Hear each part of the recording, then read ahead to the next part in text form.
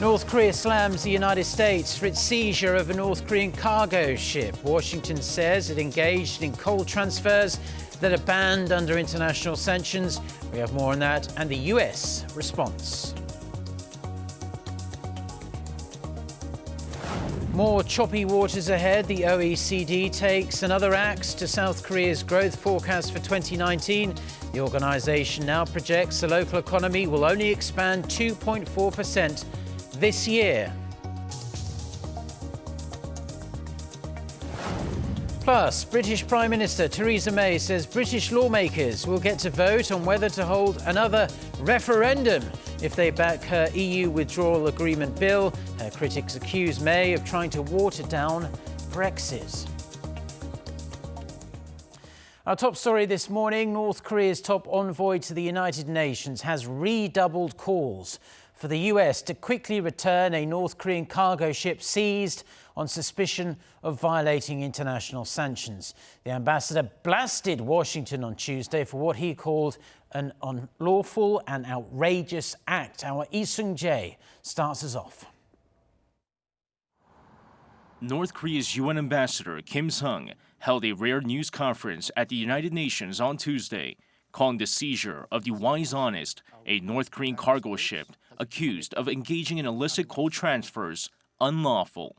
The United States has committed unlawful and outrageous acts of dispossessing our cargo ship Wise Honest by forcibly taking it to the American Samoa under the pretext of unilateral sanctions and violation of its domestic law.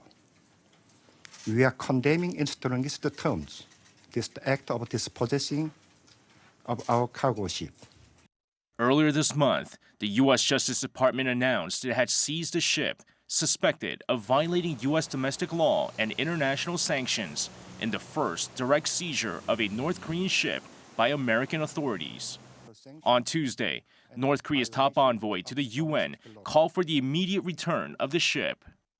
Therefore, the United States should deliberate and think over the consequence of its outrageous acts might have on the future development. Also, United States must return our cargo ship without delay.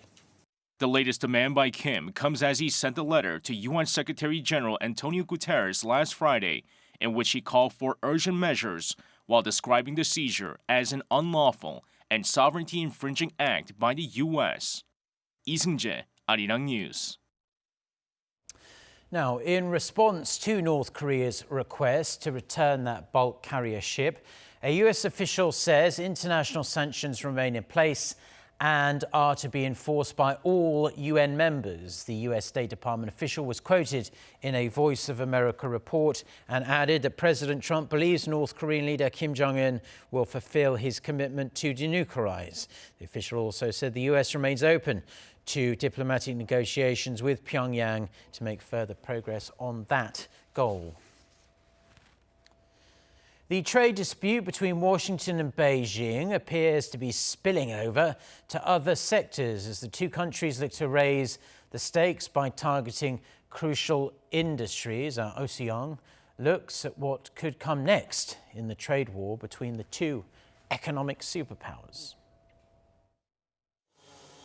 The US Department of Homeland Security has issued strong concern that Chinese-made drones may be sending flight data back to China. According to CNN, US companies have been warned to exercise caution when buying devices which could, quote, transfer American data into an authoritarian state which permits its intelligence services to have unfettered access to such information. While the warning did not specify the companies, it is presumed to target DJI, China's #1 drone maker, which accounts for almost 80% of drones in the US and Canada. The warning comes amid the ongoing trade dispute between Washington and Beijing, and after President Donald Trump's order last week that bans US firms from doing business with China's Huawei. To minimize impact on Huawei's existing US customers and enable software updates, Washington on Monday eased some of the restrictions, allowing Huawei to buy American products for 90 days. Huawei founder Rong Zhongfei appeared to dismiss this move on Tuesday, saying Washington's actions to block Huawei from purchasing American chips underestimate the Chinese company's capabilities. Ron told CCTV that Huawei was at odds with the US government, not US firms, and that his company could make the chips it buys from America. He indicated that the firm had been ready for US action. In fact, Beijing appears to be sending a message that it isn't backing down. China's Xinhua news agency reported Tuesday that President Xi Jinping had visited a company specializing in rare earth minerals, which are crucial for producing smartphones, superconductors, and other high-tech devices. Rare earth minerals were among the few goods Washington excluded from plans to impose wide-ranging tariffs on Chinese exports to the US. Observers have interpreted Xi's visit as a strategic reminder of America's heavy reliance on Chinese minerals, further generating speculation that they could be used as a leverage and raise the stakes in the ongoing trade war. Usyong, Arirang News. Now, the United States is slowing approvals for its semiconductor companies to hire Chinese nationals for advanced engineering jobs, a move that's being seen as an effort to prevent technology leakages. According to the Wall Street Journal on Tuesday, the US Department of Commerce is closely reviewing the hiring process with other authorities, including the State Department and the Pentagon. The approval process, which used to take several weeks in the past, now reportedly takes up to 8 months. The disruption, which began last year, has affected hundreds of jobs across the industry in the US, including at tech heavyweights Intel and Qualcomm. Now, to another worrying sign for the local economy. The OECD has lowered its growth outlook for South Korea's economy this year, due mainly to a slowdown in global trade and weakened domestic demand. It also warned the country needs to raise its labor productivity. Kim Hyo-sun reports. The OECD has slashed this year's growth outlook for South Korea to 2.4%. That's down 0.2 percentage points from the previous forecast made in March, and 0.4 percentage points lower than last November's forecast. The OECD said in its Economic Outlook report released Tuesday that the lowered growth outlook reflects Seoul's declining exports amid slowing global trade and industrial restructuring for local manufacturers. Meanwhile, the international organization raised the 2019 growth outlook for the US and Eurozone to 2.8 and 1.2% respectively. As for next year, the OECD also cut South Korea's growth outlook to 2.5%, down 0.1 percentage points from the March forecast. It stated the country's growth is slowing, in part because of a decline in fixed investment and weak job creation.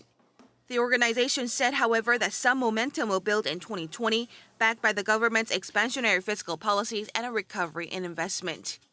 The report pointed out that Seoul's main challenge is to raise labor productivity, explaining the country has the fastest aging population among the OECD member states.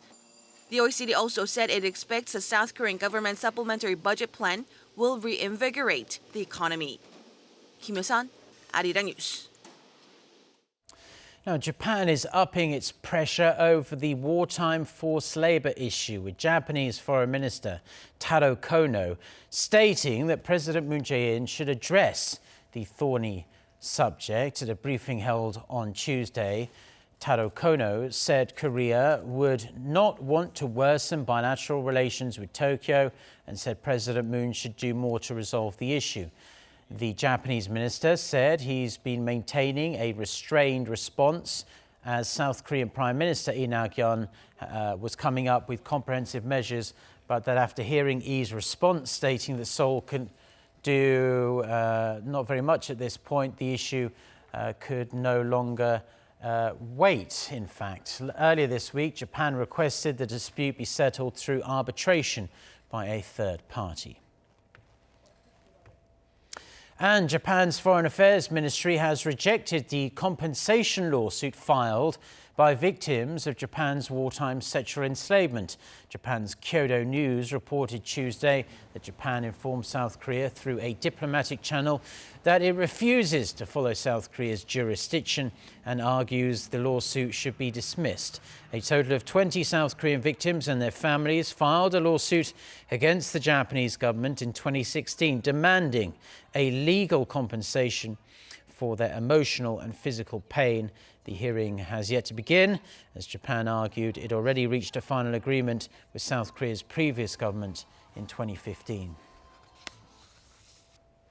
Now, we are going to turn to the third part of our May Family Month series of reports. This time, we're going to focus on multicultural families who say that loneliness is one of the biggest difficulties they face living here in South Korea. The government has been trying to make efforts to resolve this and other problems facing non-Koreans living in the country. Kan Hyung-woo reports. Despite the increase in multicultural families who've been in South Korea for more than 10 years, more are feeling lonely. According to the Ministry of Gender Equality and Families research earlier this month, about 24% of respondents picked loneliness as one of the difficulties they face living in South Korea, an increase of some 5 percentage points from 3 years ago. Because they moved to Korea from another country, some shrink to a degree. Plus, Koreans don't have the highest level of acceptance, and it leads to different actions in front of the immigrants than in front of Koreans. Experts say the longer multicultural families live in Korea, the less the language barrier affects them. But to tackle loneliness, the public and private sectors should work together to give them chances to spend more time with Koreans to provide a better social infrastructure. With the number of multicultural families increasing and becoming a bigger part of our society, the government has come up with a range of policies to help them feel at home. Meet Nidia Amenta Diaz Ortega. She moved from Honduras 10 years ago and has been working at a multicultural family support center in Seoul since March. The government has not only been expanding job opportunities, but also setting up support centers to make sure multicultural families can integrate into Korean society. Korea is so beautiful, especially its culture, which is a lot different from other faraway countries. So I think anyone can really enjoy experiencing the Korean culture. For any foreigners living in Korea or thinking about moving to Korea, more information on how to seek help or what kind of support is available can be found on the Danuri website in 13 different languages. Kan Hyung-woo, Arirang News.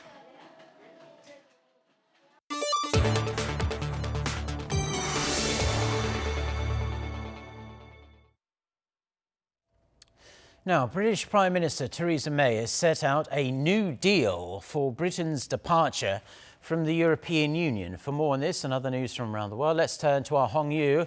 So tell us about this new Brexit deal that Prime Minister May is offering to the British Parliament and what exactly is new about it. Well, Mark, this is the British Prime Minister's fourth attempt to get her Brexit plan through Parliament. And this time she offered Parliament sweeteners, including the chance to vote on whether to hold a second referendum to get it across the line. She laid out the details during a speech in London on Tuesday, and despite her description of it as, quote, significant further changes, it is not all new. For example, the withdrawal agreement, which includes the backstop plan for the Irish border, remains exactly the same. But this time, May has offered the prospect of a vote on holding a second referendum, pledges on workers' rights, environmental provision, and a vote on a temporary customs union. With the offer, May warned that anyone voting against her latest plan risks losing Brexit altogether. And only by voting for the withdrawal agreement bill at second reading can MPs provide the vehicle Parliament needs to determine how we leave the EU. So if MPs vote against the second reading of this bill, they are voting to stop Brexit. If they do so, the consequences could hardly be greater. Reject this deal and leaving the EU with a negotiated deal anytime soon will be dead in the water.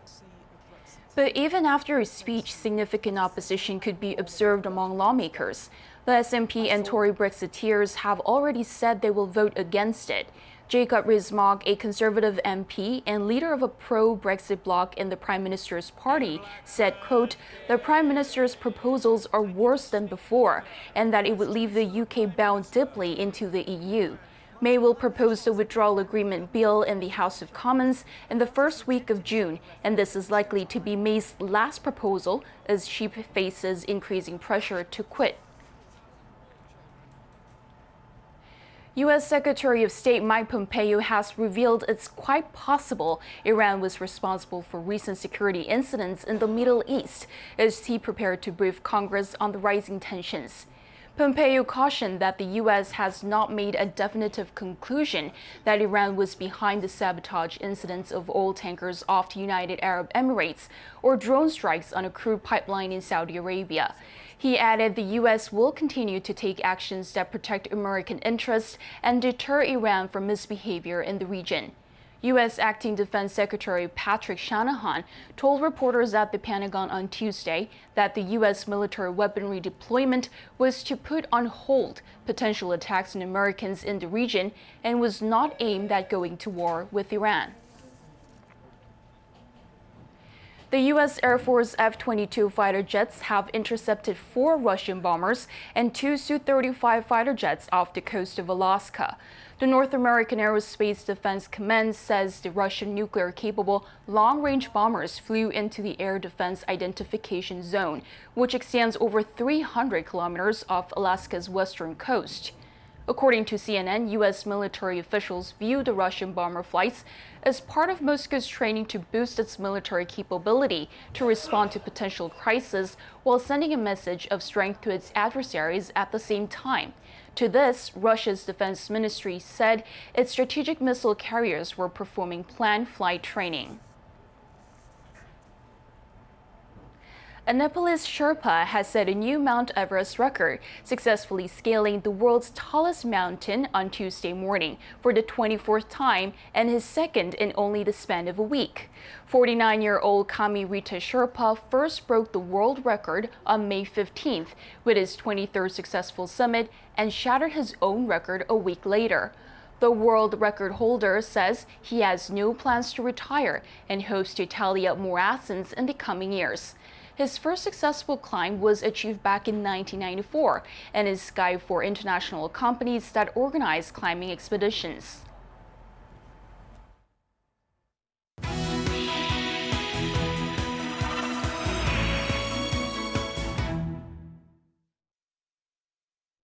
Time now for our Life and Info segment, where we focus on information useful for your everyday life. Today, we're once again going to talk about the medical tourism industry here in South Korea, but this time we're going to focus on foreign patients coming here for traditional Korean medicine. Now, hundreds of thousands come here for medical treatment, and it turns out more and more foreign guests visit here for something different. I'm happy to say we have our Cheshi Young in the studio to talk more about it. So what exactly is Korean medicine, and how many foreign visitors are coming here to get this kind of treatment? Well, Mark, Korean medicine is known mostly for acupuncture. That's where fine thin needles are inserted onto your specific pressure points of your body to stimulate blood flow, which is supposed to help your body get better.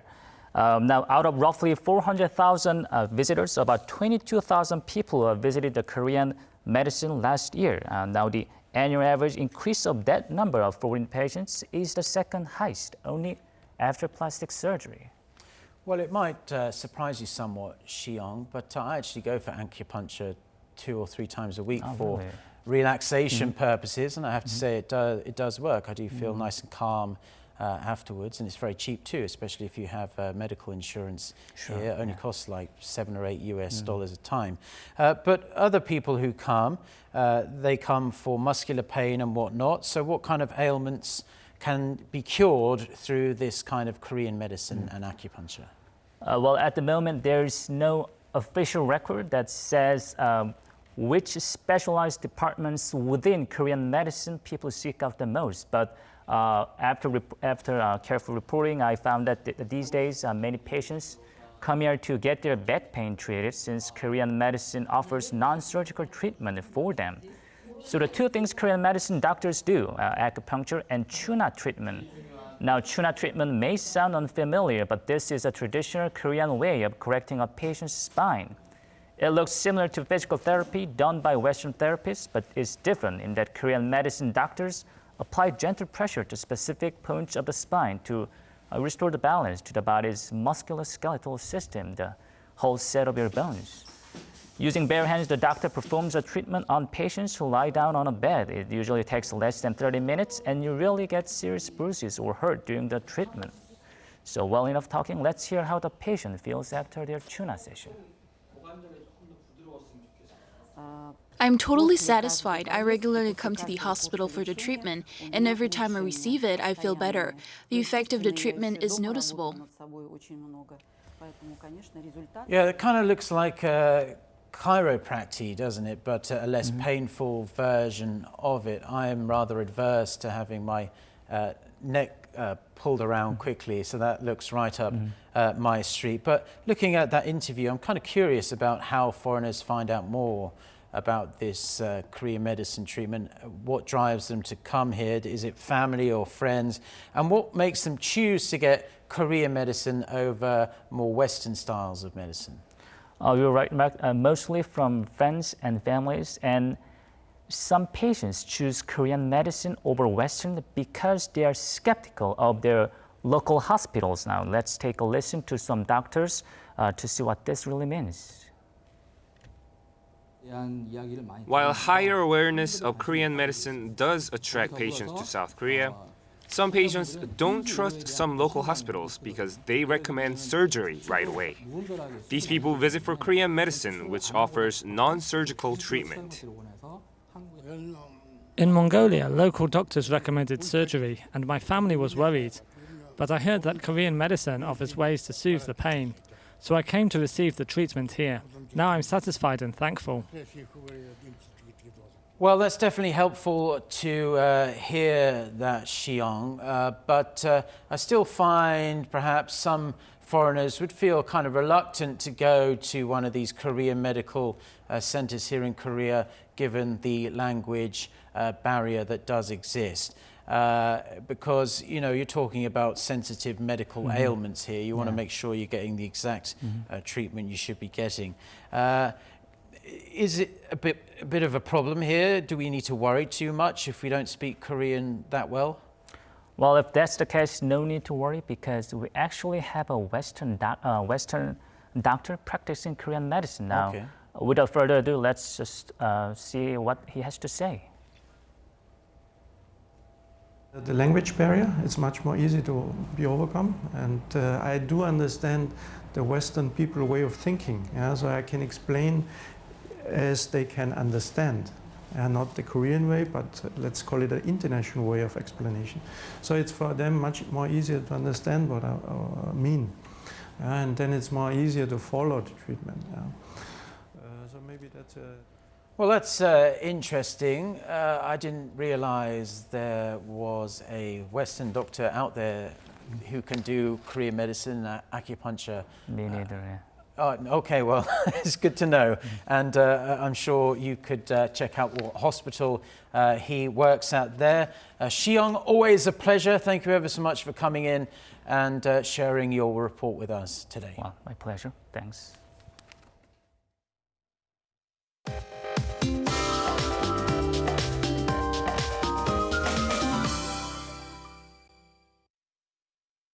Good morning. This stretch of sunny and dry weather continues with higher daily highs for most areas today. And Korea's southeastern city of Daegu will notice highs soaring to 33 degrees Celsius by Friday. So most areas will need to brace for a mini heat wave over next few days. Lots of sun will boost UV rays to very high levels for the entire nation, and ozone levels will also be high in most areas, while air quality will be bad in the capital and possibly over in Chungcheongdo provinces. And by the afternoon, highs will range between 24 and 29 degrees Celsius this afternoon, so dress lightly and drink plenty of water. Now, Seoul and many of the upper regions are still suffering from severe drought this month with a drought watch in place. Despite last weekend's showers, this May, Seoul has only received 30% of the rain it usually sees in a typical May. Well, rain is in the forecast next Monday, though, so hopefully that will improve the situation. That's Korea for you, and here's the international weather for viewers around the world.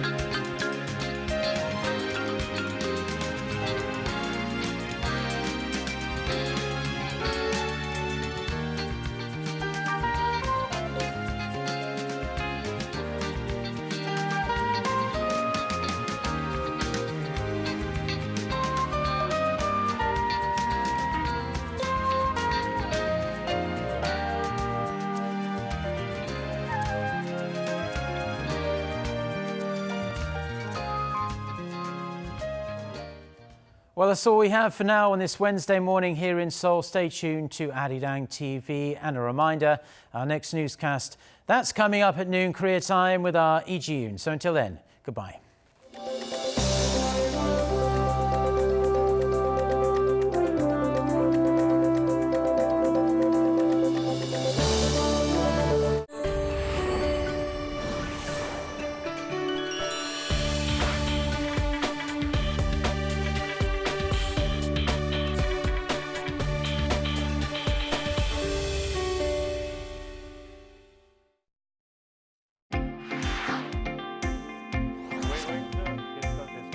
Following the inter-Korean summits and the North Korea-US summits, a journey toward peace on the Korean peninsula has become inevitable. 2019 will see countless twists and turns in negotiations as all parties involved work to build peace and search for a winning solution. Peace and Prosperity will explore paths to find these resolutions with a special emphasis on the expected role of Seoul. Peace and Prosperity. Arirang TV's signature talk show, Heart to Heart. We bring in world leaders, business people, experts, celebrities, artists, and Koreans who have made an impact in Korea's status in the world. Hear their professional and personal life stories, as well as their social and political views, achievements, secrets to success, and future plans. Don't miss your chance to catch the engaging interview, Heart to Heart. Stunning visuals, stylish editing, Arts Avenue. From age-old traditions to modern styles, explore in detail Korea's culture and arts by introducing the latest showcases around town and offering insight to the trends and traits of Korean creativity. Discover the beauty and depth of Korean culture and arts on Arts Avenue.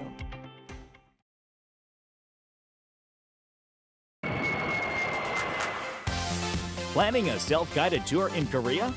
We'll let you peek at the most beautiful hours from dawn to night in Korea.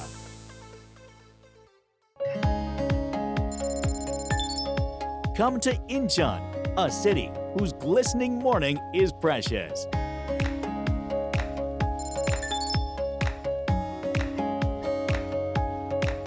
Gyeonggi-do will make your heart throb.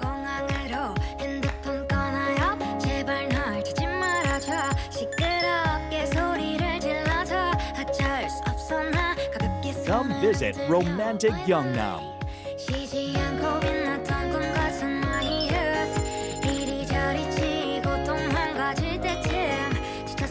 Come to Pyeongchang, Korea's top winter destination.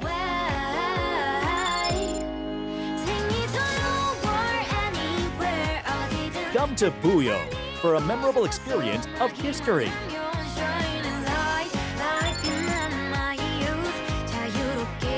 Explore Busan, a city of mesmerizing waves and ocean.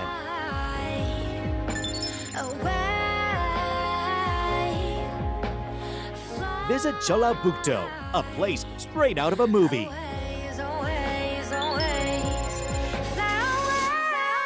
Visit Chungcheongbuk-do, a quintessence of well-being tour.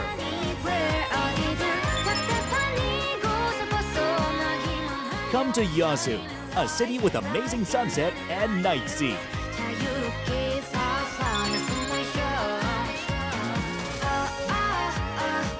Visit Daegu, a city of food and style.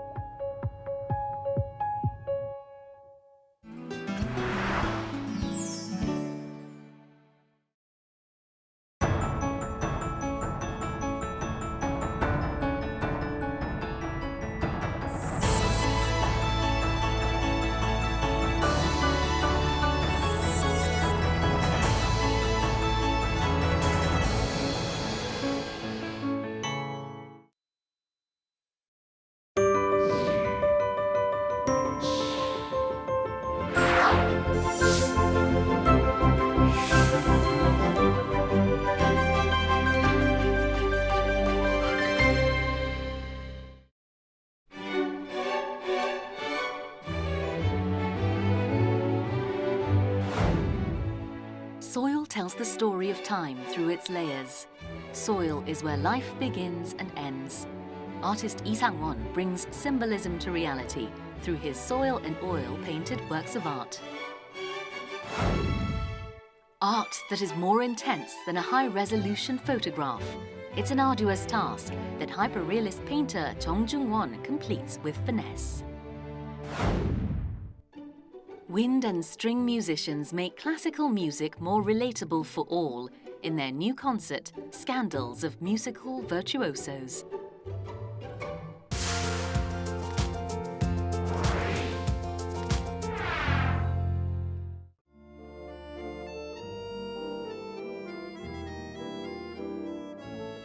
All life goes back to where it began.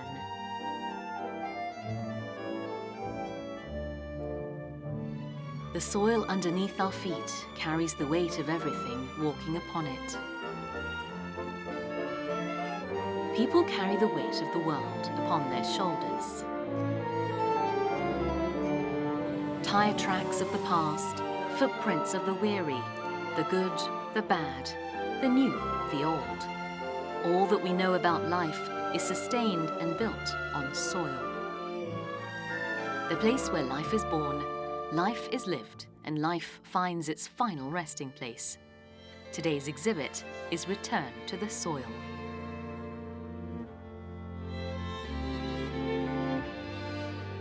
Works of art capture moments in time and moments in history, sharing snippets of their journey through life. Our experiences crisscross, everyone going in their separate directions, but no matter where we're headed, the soil bonds us, the one constant, our beginning and end. The artist exhibiting today is Lee Sang-won, and he has literally blended soil into his recent work, red clay in particular, to share his tale with us.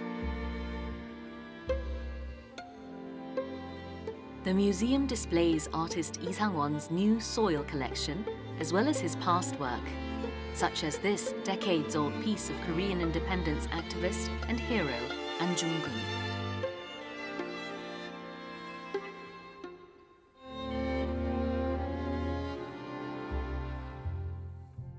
지금 현재 전시하고 있는 귀토 전시는 이상원 화백님께서 지난 4, 5년 정도 심혈을 기울여서 작업하신 신작을 발표하는 전시입니다.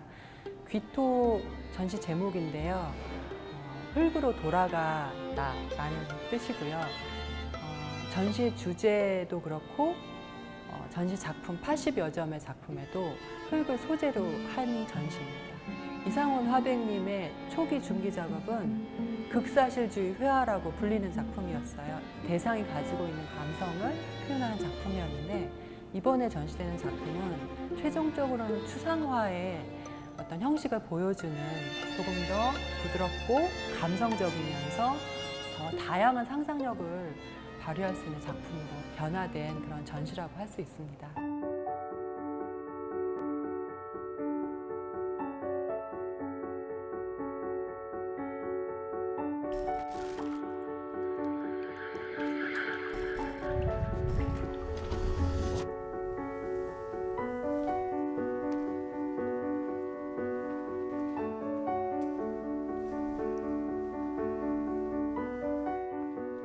이게 흙의 효과 아니면 이 효과가 안 나와.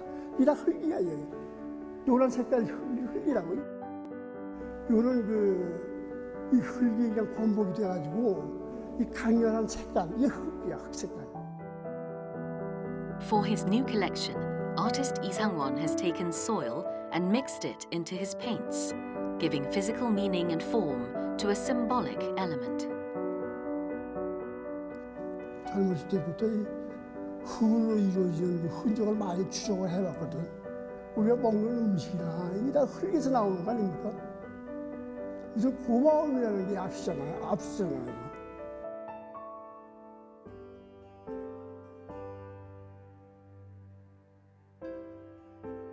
The scars from his past are portrayed through his work.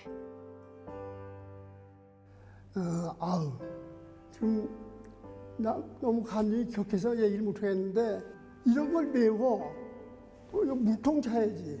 또 실탄하고 또 차지 실탄. These paintings come from the memories of a survivor of the Korean War.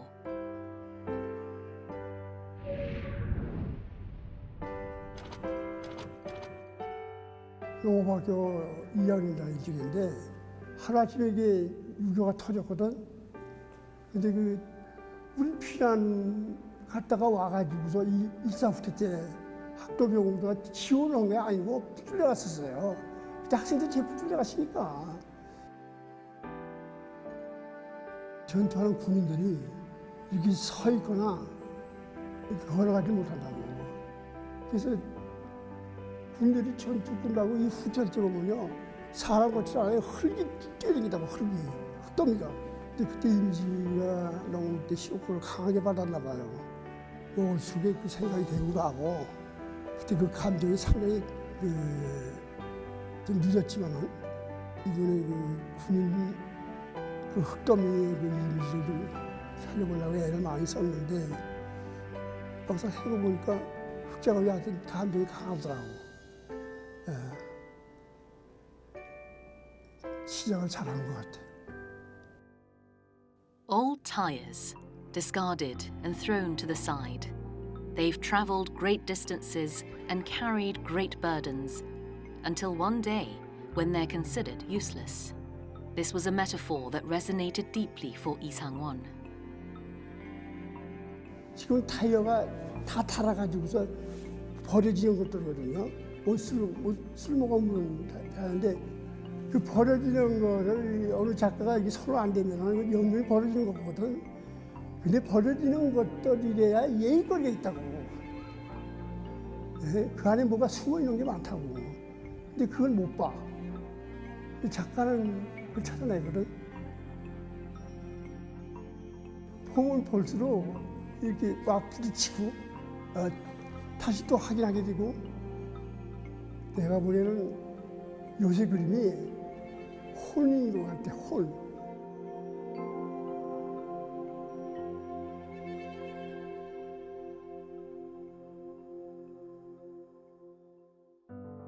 There's a story behind all the old objects that are left behind, and he tries to tell us those stories. 근데 옛날에는 대상에 충실했었거든. 그래서 극사실화라고 그러죠. 근데 지금은 완전 감정이거든. 항상 그 의리가 전화서 옛날 같으면 좋은데 지금은 그게 만족하지 않으니까 다시 없애버리고 또 다시 하고. 결국은 지금이 내가 해온 지난날 생각은 지금이 적기예요. 지금은 늘 가지고 있던 그 사상이 대고 이제 폭발하니까 토해내는 것도 옛날과 틀려. 몸에서 그 에너지가 좀 딸려서 그렇지 작업은 지금 해야 돼. 꿈에서도 그림을 작업을 해. 꿈에서도.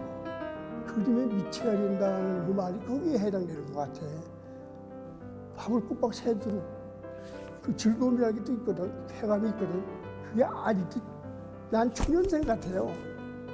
더 좀 고생하고 더 좀 노력을 하면은 진지한 예의거리가 나올 수 있을 텐데 나올 겁니다. 기대하십시오.